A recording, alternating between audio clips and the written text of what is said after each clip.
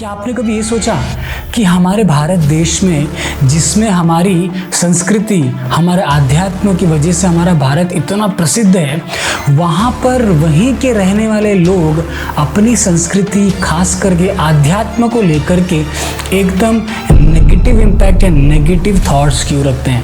नहीं, मेरी राय में जितना भी कुछ मैंने सीखा है दुनिया के बारे में, हमारी प्लैनेट की हिस्ट्री के बारे में, एवोल्यूशन के बारे में, ये सारी चीज़ों को समझकर मैंने जो अंडरस्टैंडिंग डेवलप करी है, मेरी राय में कोई भगवान, कोई अल्लाह, कोई गॉड एग्जिस्ट नहीं करता। सबसे पहली बात आज के वीडियो में ये समझेंगे कि क्या हमारे लिए हमारे जो स्पिरिचुअल इनसाइट्स या स्क्रिप्चर्स हैं, क्यों हमारे जो भारत के लोग रहने वाले, खास करके जो हिंदूज़ हैं, वो इसको अपनी लाइफ में इम्पॉर्टेंस नहीं देते हैं। वो तभी मंदिर या किसी आध्यात्मिक स्थल पर जाते हैं जब उनको ज़रूरत लगती है। वो अपने लाइफ के हर एक पार्ट को इम्पोर्टेंस देते हैं, लेकिन स्पिरिचुअलिटी को ऑप्शनल रखते हैं। क्यों? आज की वीडियो में जानेंगे।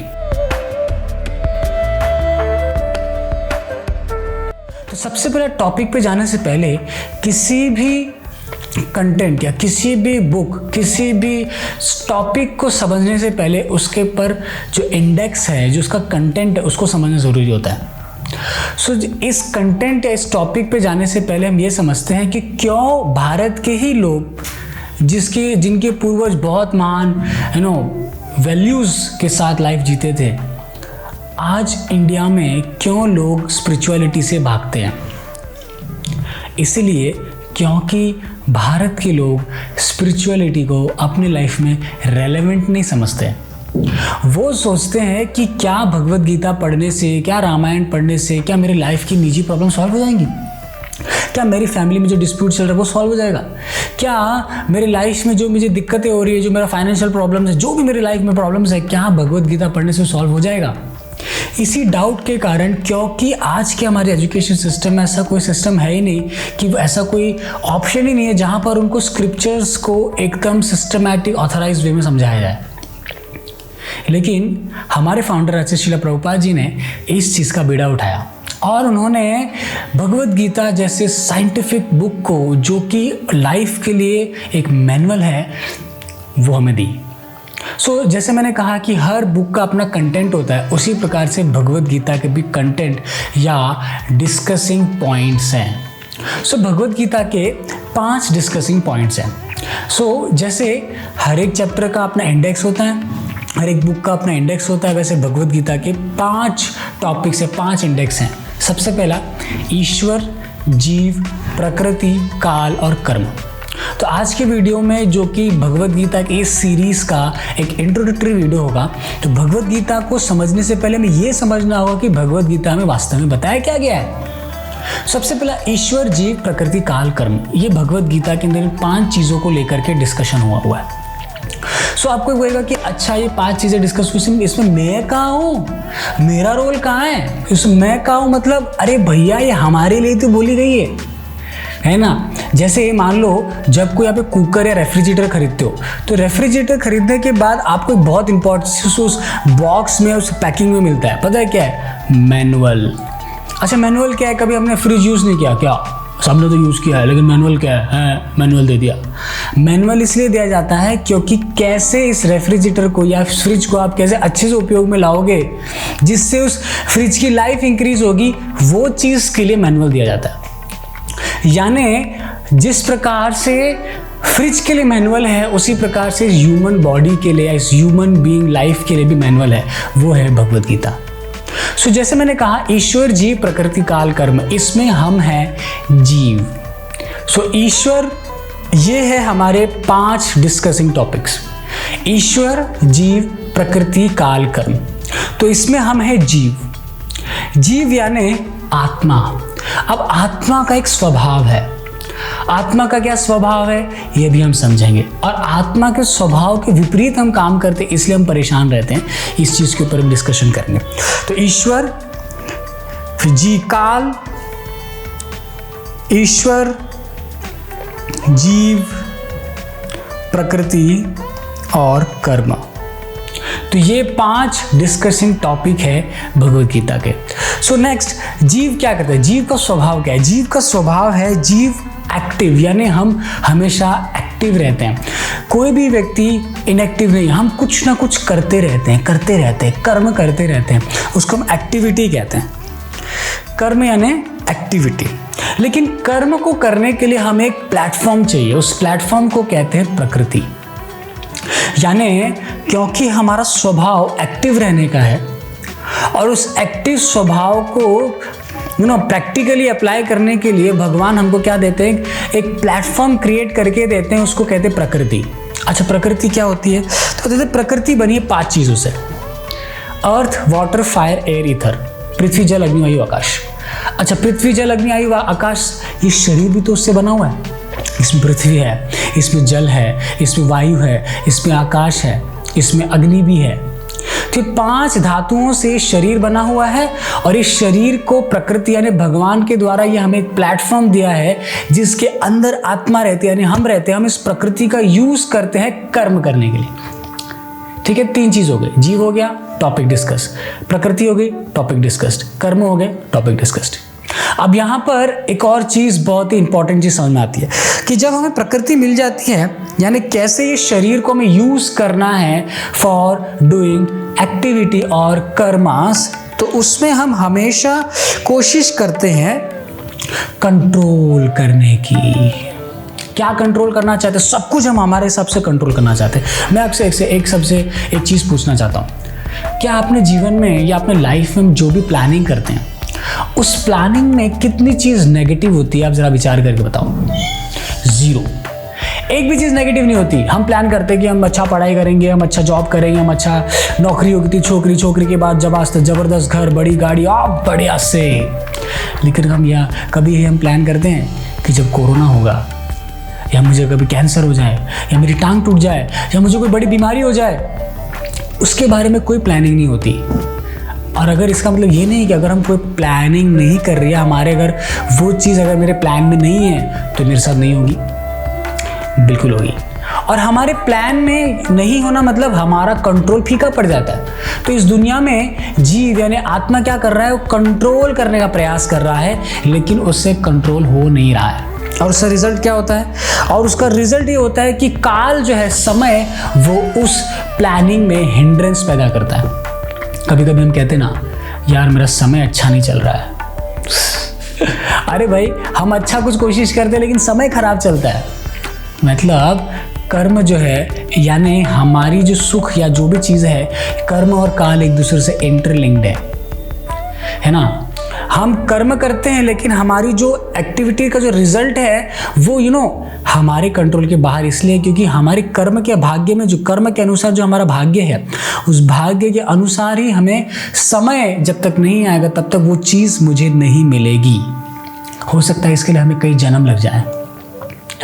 सो काल इसलिए क्योंकि we are trying to control in each and everything, that's why we are suffering from depression, that's why we are suffering from anxiety, that's why we are suffering from overthinking, that's why we are suffering from stress also.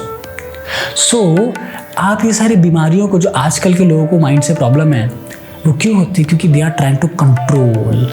For example stress लेते हैं, stress उन लोगों को ज़्यादा होता है those who are very they are trying to control each and everything, they are trying to enjoy everything, ऐसे लोगों को स्ट्रेस होता है क्योंकि वो सब कुछ अपने हिसाब से करना चाहते हैं। इसलिए एक समझदार व्यक्ति ने बहुत अच्छी कहावत कही, उसने कहा, your past is unchangeable, your future is unknown and your present is unexpectable. That means हमारे पास्ट हमारे कंट्रोल में नहीं है, वो उसको हम चेंज नहीं कर सकते। फ्यूचर मुझे पता नहीं है, और प्रेजेंट जो है अनएक्सपेक्टेड, मेरे साथ अभी कुछ भी हो सकता है। दैट मीन्स हमारा कंट्रोल तो है ही नहीं भाई। So where is your control? Nothing, nowhere. So इसका मतलब क्या है? तो हम बस ऐसे ही रहें? नहीं, इसका मतलब यह है कि दुनिया के किसी भी व्यक्ति विशेष, किसी भी परिस्थिति को आप बदल नहीं सकते। आप केवल एक चीज को बदल सकते हैं, वो है खुद को। यानी भगवद गीता के नॉलेज से हम खुद को बदल सकते हैं। ठीक है, तो यहाँ पे 4 टॉपिक हम डिस्कस कर चुके हैं। अब 5वां सबसे इंपॉर्टेंट, व्हाट इज दैट? ईश्वर। पांचवा टॉपिक क्या है? ईश्वर। तो हम बहुत कंट्रोल करने का प्रयास कर रहे हैं, बहुत कंट्रोल करने का प्रयास कर रहे हैं। इसलिए शास्त्रों में यहाँ के जो छोटे छोटे आत्मा जो है ना, उनको भी ईश्वर कहा जाता है। यानी ईश्वर मीन्स कंट्रोलर, वो छोटे छोटे कंट्रोलर्स हैं। लेकिन भगवान कृष्ण को परमेश्वर कहते हैं, जो कि सुप्रीम कंट्रोलर है। मैं आपसे एक क्वेश्चन पूछता हूँ, अगर मान लीजिए आप किसी बहुत बड़ी कंपनी में काम करते हैं, लेकिन आप अपने कंपनी के ओनर या सीईओ से या बॉस से कोऑपरेट नहीं करते हैं, वो आपको जो काम बोलता है उसको काम को ढंग से नहीं करते, आप उसके साथ they are not cooperating with that owner of that company, so आप जरा विचार करिए, क्या वो आपको नौकरी पे रखेगा या निकाल देगा? निकाल देगा, स्वाभाविक बात है। किसी को भी निकाल देगा भाई। घर में भाई अगर अपने हिसाब से काम नहीं करते हम उसको निकाल देते हैं, फिर तो बड़ी बड़ी कंपनी की बात ही अलग है। सो आप जरा सोचिए, इस संसार का मालिक कौन है? कृष्ण भगवान।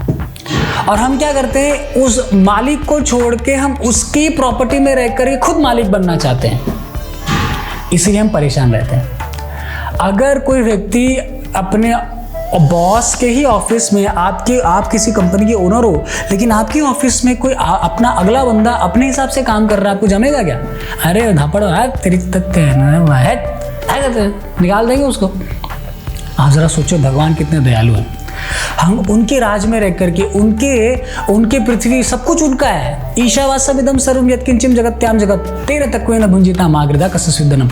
ईशावास्यम, ये ईशोपनिषद का पहला मंत्र है। इसमें भगवान बताते हैं मैं सब कुछ का ओनर मैं हूं, और हम उस ओनर के साथ we are not cooperating, that's why we are suffering. हम दुखी इसीलिए हैं संसार के। कोई भी दुख ले लो आप, कोई भी दुख, कोई भी परेशानी, हम भगवान के साथ कोऑपरेट नहीं करते, इसलिए हम परेशान रहते हैं। आप जरा विचार करो, 5 पांडव थे, वो क्योंकि भगवान के साथ they were very close to Krishna, that's why भले वो राज्य में नहीं थे, उनके साथ बहुत cheating, still they are happy, और उनको लास्ट में राज्य मिला, उनको सब कुछ। ध्रुव महाराज, उन्होंने भगवान के साथ कोऑपरेट किया, Krishna gave him so many things, पूरा उनको ध्रुव लोक दे दिया। सब विचार करिए, हमारे हिस्ट्री में, हमारे वैदिक साहित्य में से कई लोग हैं जिन्होंने कोऑपरेशन किया भगवान के साथ और उनको बहुत कुछ मिला। जैसे हमारे फाउंडर है शिला प्रभुपाद। शिला प्रभुपाद जी ने 40 रुपए से बिजनेस नहीं, शिला प्रभुपाद जी ने 40 रुपए से इस्कॉन को स्टार्ट किया था 1966 में। जब Prabhupada ji India first time आए तो उन्होंने बताया था, किसी ने पूछा कि आपने कैसे किया, तो प्रभुपाद जी ने बोला मैंने 40 रुपए से 40 करोड़ का प्रॉपर्टी बना लिया। आप विचार करिए।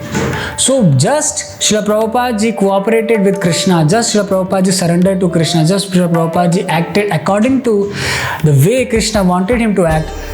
आज इस्कॉन एक बहुत बड़ी संस्था है जो प्रैक्टिकली आपको कैसे माइंड से रिलेटेड प्रॉब्लम्स हो, प्रैक्टिकली कैसे आप अपने स्ट्रेस, ओवरथिंकिंग, डिप्रेशन, एंजाइटी जैसे प्रॉब्लम्स को ओवरकम कर सकते हो, इस्कॉन जैसी संस्था ही है जो आपको बताती है असलियत में। सो अगर हमें ये समझना है कि वास्तव में मेरी प्रॉब्लम्स का सलूशन क्या है, सो वो उस चीज़ को समझने के लिए हमें एक ऐसे बंदे के पास जाना पड़ेगा जिसको हम क्या कहते हैं, ईश्वर। क्योंकि हमारा कंट्रोल नहीं है ना समय पे, ना time, place, people, situation, circumstances, हमारा इस पर कोई कंट्रोल नहीं है। लेकिन ऐसा बंदा है जिसका इन सब के ऊपर कंट्रोल है। गीता में कृष्ण कहते हैं मैं काल हूं, कालोस्मि, काल मेरी शक्ति है, टाइम आई एम, मेरी शक्ति है काल, मेरी शक्ति है समय। तो भगवान खुद बताते हैं समय किसकी शक्ति है। तो इसीलिए ईश्वर के पास जाकर के हमें सहायता मांगनी चाहिए, ना कि खुद से। अब देखो हम बहुत प्रयास करते लेकिन हमारे हिसाब से कुछ नहीं हो रहा होता। बहुत प्रयास कर दो, बिजनेस ऊपर चढ़ जाएगा, ये हो जाएगा, वो हो जाएगा, हम अब लाइफ ऐसे जिएंगे, लेकिन जीरो, कुछ नहीं होता। हम और गर्त में घुसते जाते हैं और खाई में घुसते जाते हैं। जब उस सिचुएशन में आप या हम घुसते हैं, पढ़ते हैं, वहां से आध्यात्म स्टार्ट होता है। वहां से हम क्वालिफाइड बनते हैं कि हम अब भी गीता समझेंगे। जब परेशानी का बोझा सर पे ज्यादा होता है ना भाई, तब हम समझते हैं कि गीता की वैल्यू क्या है। क्योंकि पहले तो सब हले हले चल रहा होता है, सब कुछ मिल रहा होता है, लेकिन जब नहीं मिल रहा होता, जब वो चाहिए नहीं मिल रहा, तब हमें ऐसे बंदे से हेल्प लेनी चाहिए जो वास्तव में हेल्प कर सकता है। वो है कृष्ण या ईश्वर। सो ये है आज का भगवद गीता का इंट्रोडक्टरी लेक्चर, जिसके अंदर हमने ये समझा कि कैसे भगवद गीता ही एक ऐसी रेलेवेंट स्क्रिप्चर है जो हमारे प्रैक्टिकल लाइफ के प्रैक्टिकल प्रॉब्लम्स को सॉल्व कर सकती है। और नो डाउट हमें वो आंसर्स नहीं मिलेंगे। आप भगवद गीता पढ़ेंगे तो आपको ऊपर से जाएगा, नहीं मिलेगा। जैसे 10वीं क्लास का अगर कोई प्रॉब्लम मैथ का प्रॉब्लम अगर 5वीं क्लास के दे दोगे, 5वीं क्लास के बच्चों को दे दोगे तो उसको समझ में आएगा क्या? अरे ना बाबा ना, कुछ समझ में नहीं आएगा। सो इसीलिए अगर आपको भगवद गीता को अच्छे से समझना है तो इस वीडियो को लाइक कीजिए, ज़्यादा से ज़्यादा शेयर कीजिए और नेक्स्ट वीडियो को भी ज़रूर देखिएगा। हरे कृष्णा।